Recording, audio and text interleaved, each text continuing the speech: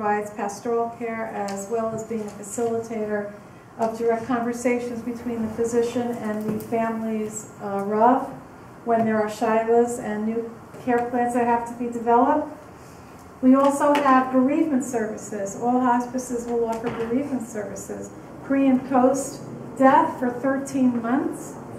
We have an Art and Soul program, which is unique to us. It's a creative art therapy program that we use often with children. Very often when there are children involved in a family that's dealing with end-of-life situations, children are the forgotten equation in that family dynamic. And they're not spoken to about what's going on, but they feel what's going on. So through our Art and Soul program and creative art therapists, we're able to work with children to express themselves through art. And we actually have something called the Legacy Kit that I have to mention because I think it's unbelievable. There's a group of postmen. I don't know if you've ever heard of this group. They're called the Better Angels. Did you ever hear of the Better Angels?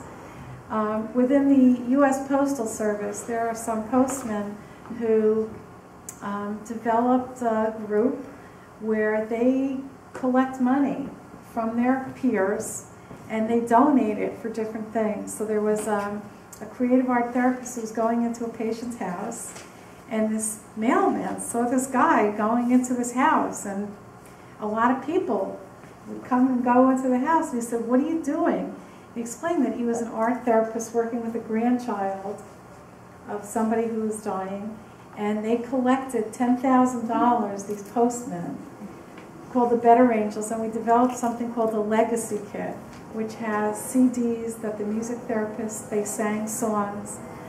There's a picture box so that the child could put in pictures of their family, maracas and other musical instruments, and a journal.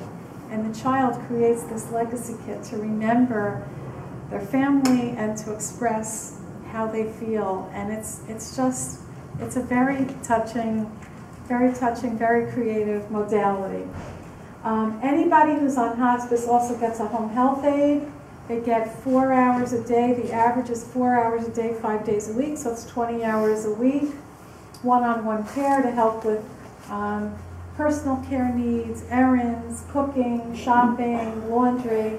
There are volunteers for people who requested. They're special hospice volunteers. And there are consults that are offered for PT, OT, and speech therapy.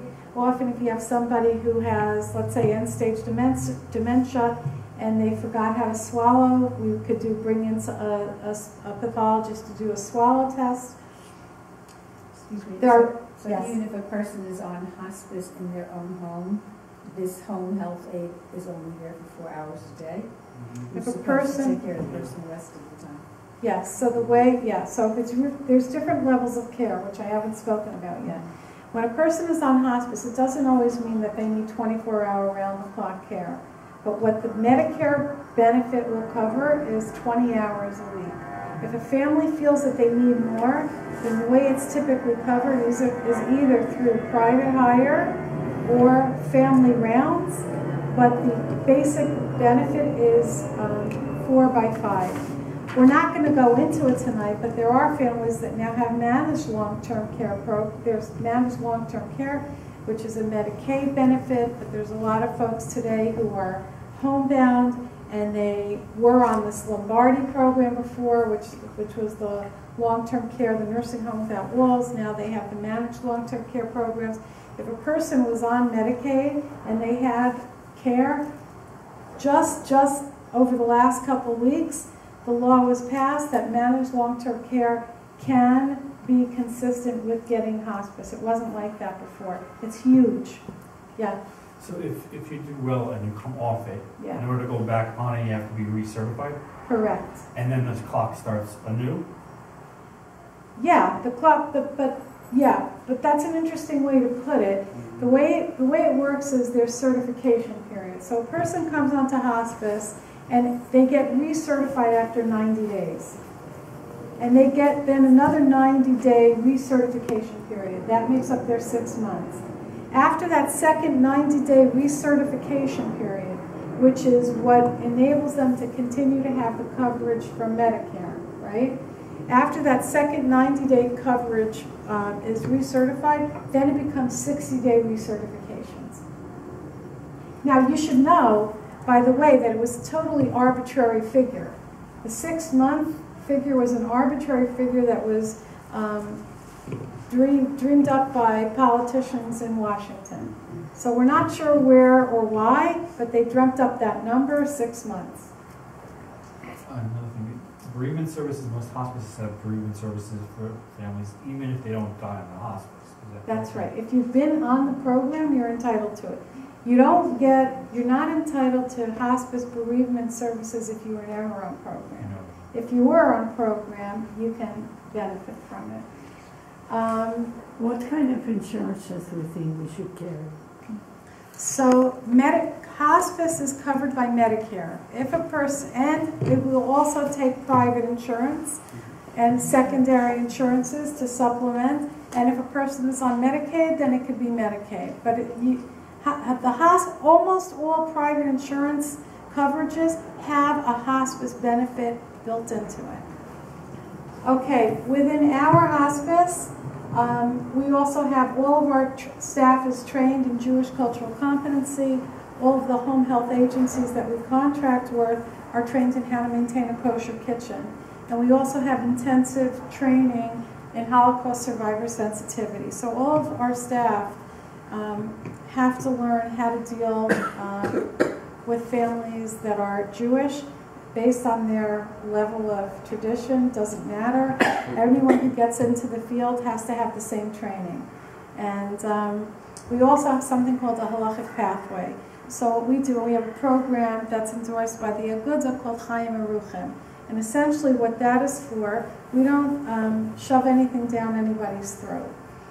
But what we do is when a family cares about halacha and cares about medical decision-making, that it should be consistent with halacha, what we do is upon admission, we find out from the family if they have a rav that they would like to have included in decision-making if there is a change of clinical status and a new care plan has to be developed. And if that's the case, then when there's a care planning discussion, the family's rabbi or the rav that they designate is in direct communication with our medical director. And we have all hospices, not just us. They have interdisciplinary teams, so all cases are reviewed all the time. Can you advance these? Okay, so this is very important. Let me explain to you this. I think you have to understand if you want to understand really what hospice is. Because hospice is not a place. A lot of people think hospice is a place. Like Calvary Hospital is a hospice hospital. But hospice is not a place. It's a kind of care. And there's 4 different levels of care. Most people receive hospice care in their homes. The vast majority of people receive something called home hospice, which is generally routine hospice care, which is all the things that I explained to you. But you can get hospice in other environments and settings also. You can get hospice in something called an inpatient unit. We have inpatient units. We have an inpatient unit in Brooklyn, across from Maimonides Hospital. We have an inpatient unit at Beth Israel Hospital, Old Fort Carpus. We have inpatient units in other hospitals. Flushing Hospital, we contract with Margaret Tietz. We have inpatient unit beds at Margaret Tietz. There's a lot of different places where you can have inpatient level care. But what's the difference between inpatient care and routine home hospice? The difference is that a person has a higher acuity level of care need. They may be suffering from shortness of breath that cannot be managed effectively in the home.